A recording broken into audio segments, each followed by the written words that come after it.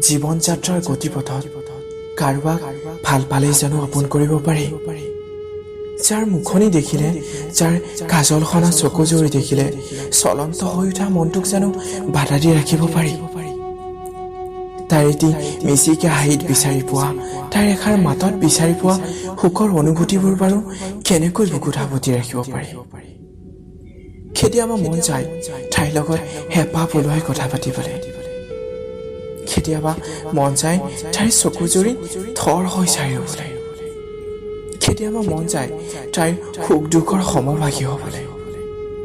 কিন্তু ভয় হয়, তাই যদি মোক ভুল বুজে, তাই যদি মোৰ মৰমক অপমান কৰে, তাইলে থকা মৰমবোৰক যদি তাই ঘৃণাৰ চকুৰে চায়,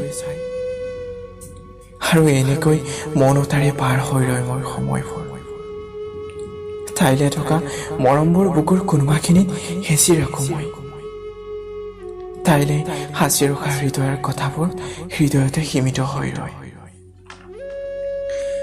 তাইৰ লগত হেঁপাহ পলুৱাই কথা পতাৰ ইচ্ছাবোৰ মাথো ভাৱনা হৈ ৰৈ যায়। বালিচৰাত মৰিচিকা খেদি হাহাকাৰ কৰাৰ দৰে হাহাকাৰ কৰি উঠে মোৰ হৃদয়খন তাইক বিচাৰি। কোনেও নেদেখাকে উচুবি উঠে মোৰ চকু জৰি। সেয়াই নেকি ভাল পোৱা? এয়াই নে প্ৰেম? যাক বিচাৰিলেও আপোন কৰিব নোৱাৰি। কেতিয়াবা যদি ধনৰ অভাৱ, কেতিয়াবা ভাগ্যৰ, আৰু বুকুৰ কোনোবাখিনি বিঘাত হৈ ৰৈ যায় ভাল পোৱাজনৰ প্ৰতিচ্ছবি, যাক কেতিয়াও মুচিব নোৱাৰি।